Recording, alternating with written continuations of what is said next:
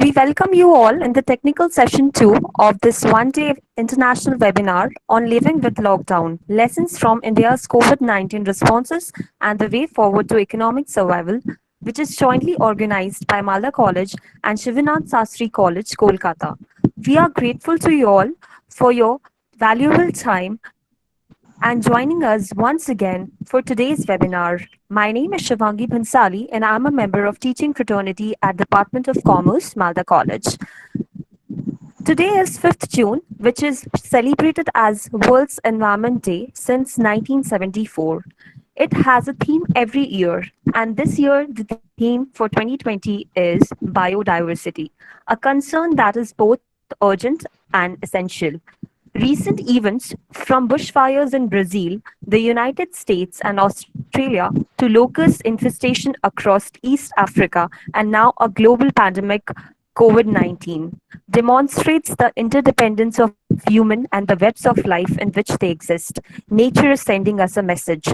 Above all, World's Environment Day offers a global platform for inspiring positive change. It recognizes that global change requires a global community. It pushes for individuals to think about the way they consume, for the businesses to develop greener models, for the farmers and manufacturers to produce more sustainably, for governments to safeguard wild species, for educators to inspire students to live in harmony with the earth, and for the youth to become the fierce gatekeepers of green future. It requires for all of us. Now, today's webinar will give us insight about the current crisis and how to deal with it. I request you all to unmute your audios for the smooth functioning of this program. Firstly, I would request Dr. Runa Bashas, Principal of Sivanath Sastry College, to give the welcome address. Please, ma'am. Hello and good afternoon to all. Am I audible? Yes. A warm welcome to all our honored resource persons, guest speakers, and participants on the one-day international webinar on living with lockdown, lessons from India's COVID-19 and response and the way forward to economic survival. It's been a matter of honor and pride for us to have you with us today to discuss on issues which has put the entire world under a challenge to overcome the crisis of mankind worldwide. This international webinar is being jointly organized by the Commerce Department of Malda College and the Commerce Department and Economics Department of Shivnath Shastri College. I extend my sincere thanks to Dr. Manush Kumar Vaidya, Principal of Malda College, for taking this initiative. It is because of his relentless endeavor that this webinar has more than 900 participants across the states in India. The morning session had several eminent speakers who have highlighted the economic scenario of our country, the devastating effects of COVID-19 and the nature's fury Amphan has left us to redesign the economy of our country and also the world itself. The twin blow of the pandemic and Amphan, particularly in the case of West Bengal, have left thousands of people homeless, without food and money. The question of mere survival is at stake now. In this backdrop, our international webinar may help us to find a way from a grim future to economic resettlement. I'm happy that just like the morning technical session, we have a panel of eminent and erudite persons who will throw light on both national and international economic scenario persisting at the present COVID-19 stage. This international seminar will throw light on policies to be pursued during the post-COVID-19 period and to bring back the wheel of economy on the right track. Our eminent speakers will let us know which is important for us, life or livelihood. So I hope this seminar will disseminate incarnations of optimism and positivity among all participants, academicians, students, and corporate representatives to find a way ahead where darkness looms with uncertainty. I wish we all survive this unprecedented global crisis with courage and faith in ourselves. Let our webinar be a trendsetter in this endeavor. Regards and thank you to all. Thank you so much, ma'am. Now, without further delay, we will move into our main program. It's time to start our technical session 2, which will be held till 5:30 p.m. And technical session will be followed by an interactive session as well as valedictory session. If you have any questions during the presentation, please feel free to type or write them into the question box or chat box. We will take them during the presentation, and all the questions or the queries will be answered during the interactive session, which is scheduled after this session. The chairperson of Technical Session 2 and Interactive Session is my respected professor, Dr. Gautam Bhumik, who is Associate Professor at Department of Commerce, University of Gorbongo, and former HOD at same. He obtained his PhD degree from University of Calcutta. He contributed a number of articles in academic as well as professional journals and presented papers in national and international seminar. He's an excellent person. We welcome you, sir. In our technical session 2, we have two eminent speakers with us. Let me introduce them to you all. Our first speaker is Dr. Subhashis Dey, and his topic is Decoding Comprehensive Lockdown and a Proposal of Strategic Lockdown. Dr. Dey is a senior faculty member of Economics Department of University of Warwick and also a senior research fellow at Global Development Institute, University of Manchester. He is a development economist working on India, China, and Sub-Saharan African region. He completed his MSc in economics from University of Calcutta, and then he did his MA in development studies from Erasmus University, Rotterdam from Netherlands. He did his PhD in economics from University Manchester, UK. He taught at New College in Humanities, London, University of New York, and is currently teaching at University of Warwick. Apart from his academic exposure, Dr. Dey has an experience of working with Government of West Bengal, Government of Bihar, and also with African Commission on Poverty with UN. He published in EPW, an international journal, and written Bengali op-ed articles in Anando Bazar. He also shares his view through his own Bengali blog, B. Nirman. We welcome you, sir. Our technical speaker of session 2 is Shri Prabhas Chaudhary. Sir is Associate Professor at Department of Economics and IQSE Coordinator at Malda College. Sir is a social worker and has a versatile knowledge in different fields of academics. He has completed various projects under UGC and state government on the area of agriculture and its allied industries and employment of rural people. He has contributed several articles in renowned journals and also published many books. He is a gentleman and a very good human being. We welcome you, sir. Now, I hand over the session to Dr. Gautam Bhumik, sir, chairperson of our technical session 2, to carry out the program. Thank you.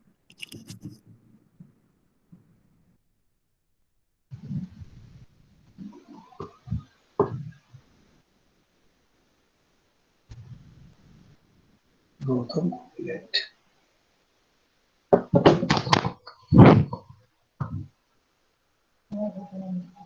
Gautam, please start. Hello, Gautam.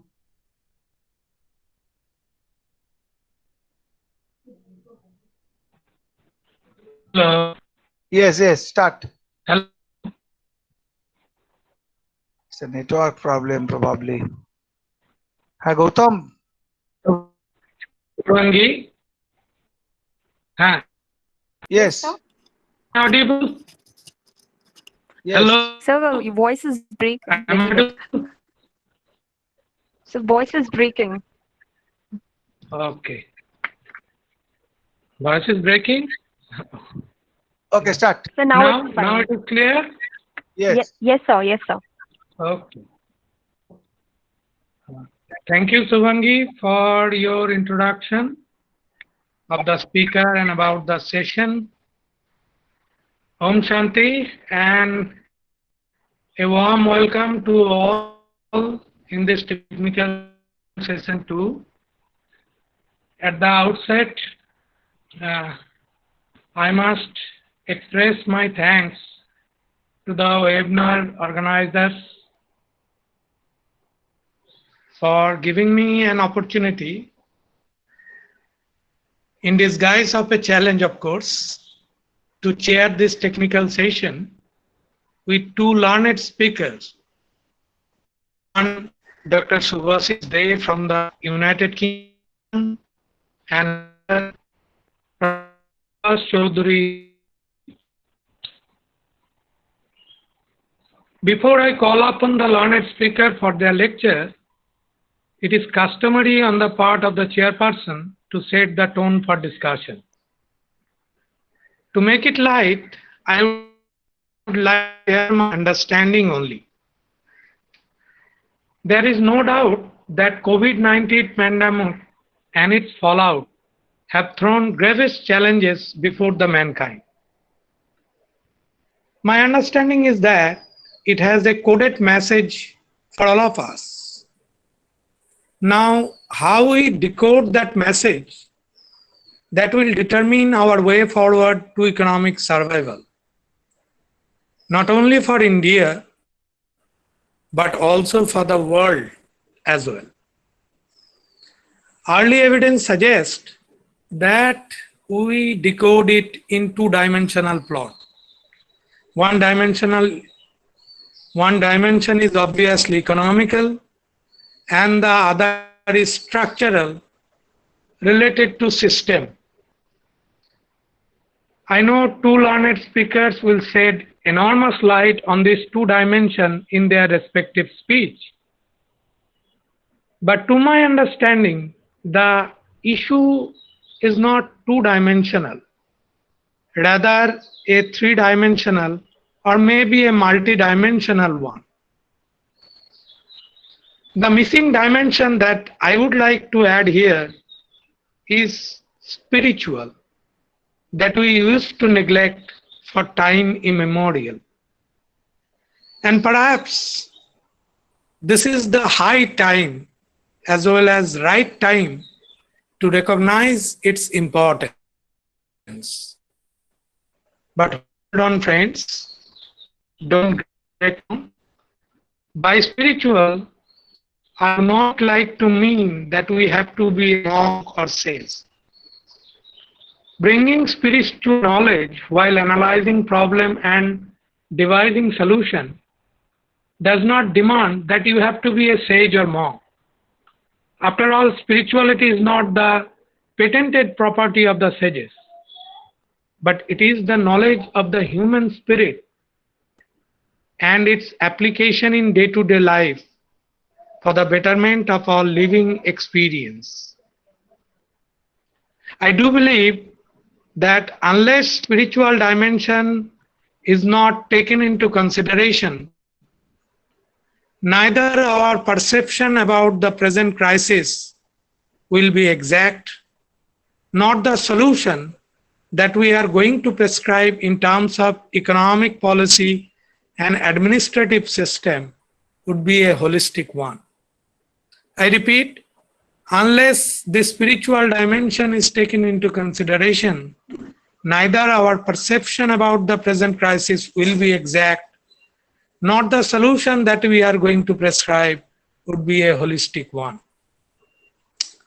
I am not going into further explanation for obvious reason because time is short, but let me try to establish my point in view of the present crisis.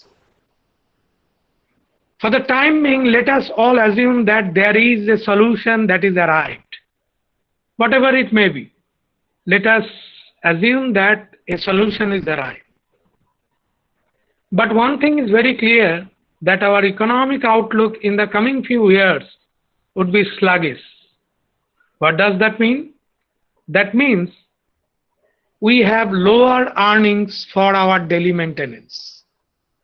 In such a case, if we keep our desire or want high in materialistic term, as we used to do before the crisis, there would be rampant dissatisfaction in the society, leading to severe chaos, conflict, and violence. Classic example is before our eyes, that is the recent US unrest.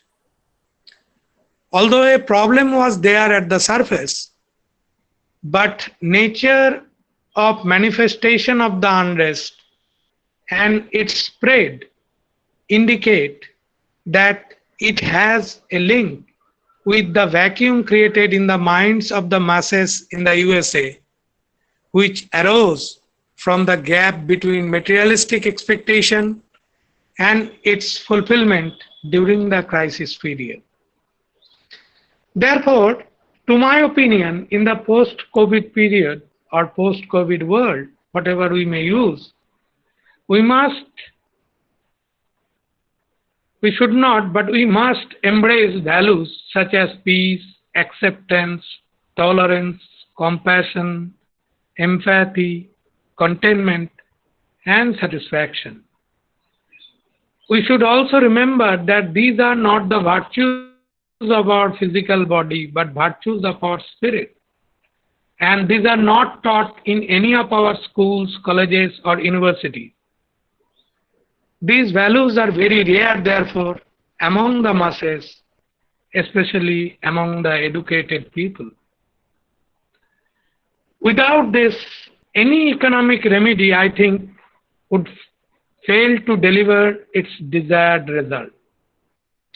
So post-COVID world, we need to train our minds to run our life with limited means, at least for coming few years, because our earnings would be lower than before, and eventually be contented and satisfied with.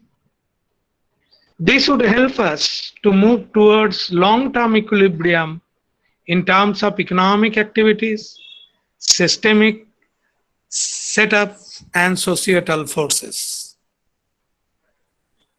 I would like to wrap up my point by quoting Mr. Ratan Tata, former chairman of Tata Group, who said, quote unquote, 2020, a year to live. Don't worry about profit or loss. Don't worry about dreams and planning. This year, to stay alive is equivalent to profits only. This quote, if we read it between the lines, has enormous lessons that would help us to tide over this present crisis. If a seasoned industrialist like Ratan can revise his philosophy about profit, cannot we change our outlook of our life? I believe we can. But for that, we need to be ready to do it. With this, let me now invite Dr. Subhashish De for his deliberation.